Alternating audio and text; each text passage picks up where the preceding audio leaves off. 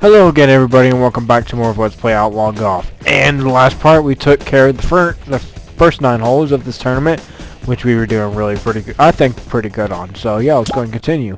And we are at the 10th. Duh. No shit. Thank you for telling me, Sherlock. And Sherlock says you're welcome. I just now need to go put on my double-sided hat. Okay. Anyway, that was kind of lame. Anyway, I didn't know how to, I don't know what I was thinking at that time, but besides, I guess, making a really bad attempt at a joke or something. Alright, so, sounded like good solid contact to me. I don't know, I could probably, I actually did have something to talk about, but I totally forgot it in like a few minutes. Oh yes, actually I do. Okay, I remember it now, actually. I wanted to talk about music, because I sort of, you know, towards the end of the last the last video, I guess, I was, I referenced, you know, Rush or whatever like that, because I was thinking, you know, that, you know, let's try and keep it short. I think it was, from Show and Don't Tell, of course, that song, which is a great song, by the way, you should check it out. I want to talk about music a little bit, because that sounds like the thing to talk about. If there's anything I'm geeky for, it's for music. No, but looks like it saw a ghost. Second shot. But I want to talk about some of my favorite bands.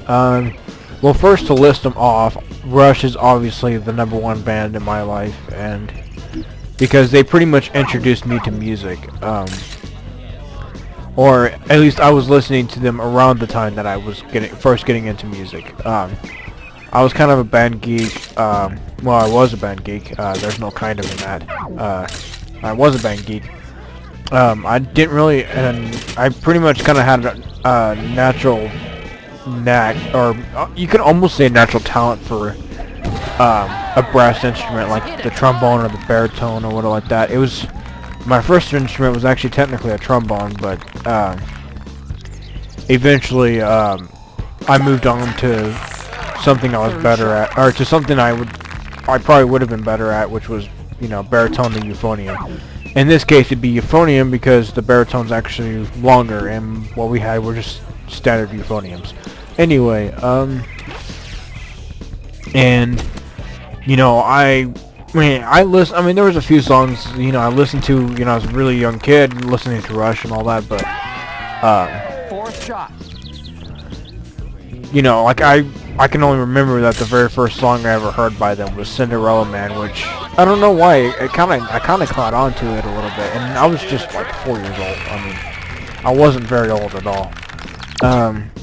But you know, my parents separated, and you know, I had to live with my mom for a long time, so I wasn't listening to Rush at that point. I was listening to a lot of the modern stuff, you know, like Nickelback, Godsmack, the Backstreet Boys, and stuff like that. And yeah, I kind of went in a weird musical direction that I guess sort of still. I guess that's the only reason why I even really remotely like the pop music is, I mean, the popular music of today. Not like hip hop or anything like that, but like but closer to the modern music, because if I had not listened to it then, I don't think I would have ever liked it. But I would have been probably very closed-minded, musically speaking. But anyway, right as I got into, you know, being into, you know, a band geek, I guess, you know, I started listening to Rush again because I was living with my dad at that time. I mean, well, even still to this day I do, but you know, this was way after the divorce and all this stuff.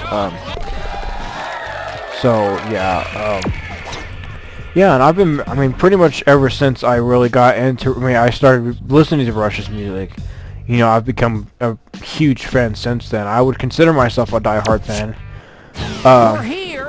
Not exactly to the extent that, you know, I would know how to program their guitars and basses and keyboards and everything like that for a show, or the drums, you know. I can't say I'm that much of a fan. I mean, because, I mean, I don't even understand half of that anyway, but Off the tee. but enough to, you know, say that, I mean, enough, I guess, you know, that I would go and buy every album. Even if it's ones that, you know, Has a chance for a possible and you know, let's say like the debut album where, you know, it's the least listened to in my eyes. I would still listen to it, you know, I would go and buy every CD if it was possible, and if I had the money, and if CD players weren't completely obsolete at this point, because they're getting to be obsolete. I mean, now it's getting to the downloading digital age or whatnot. And like, I mean, I have every song by them on my Zune. So I mean, I don't really have to go and buy every record now. I can just listen to it on the Zune, you know. And, you know, have it, and then I have an adapter thing, you know, to hook up and, you know, into a car or whatever like that. So that would be basically my CD player in a sense. But you know, aside from Rush, some other favorites that I've gotten into over the, you know, while I've been, you know, either on well, I've still had Rush as my, you know, favorite. You know, I've always tried to explore, you know, new bands and stuff like that, you know. For the sake of being, you know, for having a huge variety of music to listen that I like, you know, whatever like that, because I used to be very, very, very close-minded. Even like, you know, I was usually known as the Rush addict, and, you know, I still am, but like, people kind of didn't like the fact that, I mean, people weren't really happy with the fact that I was only listening to Rush and not really giving these other bands a try, so. And I figured it'd be only fair if I actually try to listen to something else other than Rush, and, you know, I've gotten to several bands, at the 15th. some including the Moody Blues, I mean, and then going all the way into like the 80s AOR, the album-oriented rock, Survivor, not just Eye of the Tiger. In fact, I don't actually like to listen to Eye of the Tiger anymore because of how many times it's been played over and over and over and over and over again. Like, it's actually, I actually consider Eye of the Tiger to be sort of killed for me in a sense, but and I mostly listened to the Survivor of when Jamie Jameson came into the band, you know, after, you know, Eye of the Tiger. That's my favorite part of the Survivor era, I guess. I've always loved Jamie Jameson as a singer and all that stuff. Oh, that'll work. You know, and also, you know, and I mentioned the Moody Blues. Justin Hayward's a fantastic singer. He's probably one of the, him and Jamie Jameson are probably two of the top 10 singers in this world. I would swear it, you know.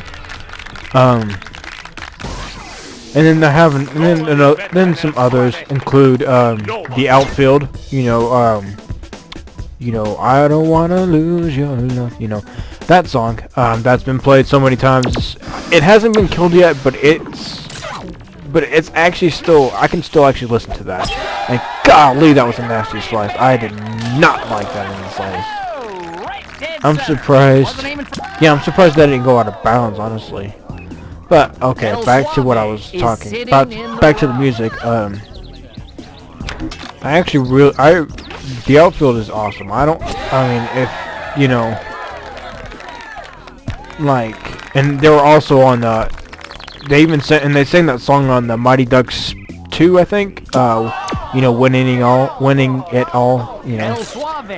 I don't want to. I'm not gonna try and sing that because I'm not a very good singer, and I think. You know, attempting, you know, your love, you know, just you gotta love that hook. And I can't believe from that short of a distance I actually hooked the ball. I cannot believe that.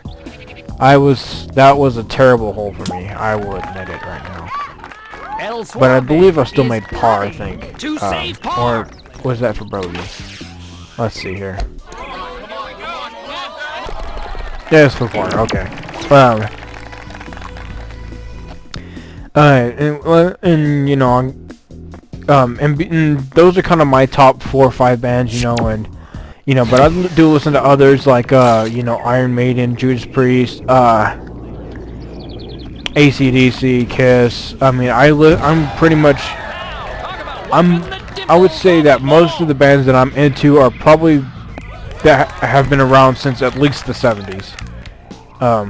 You know, but probably one of my favorite modern day bands is Avenged Sevenfold, and Skillet. I like Skillet too. They're pretty great. But I think Avenged Sevenfold is probably my favorite modern day band as of, you know, because it's like, it's melodic metal, and that's not something you really hear very often. It's a little bit more melodic, you know, than what a lot of metal bands are doing nowadays, and that's, you know, because a lot of these metal bands, if, you know, or even going into death metal,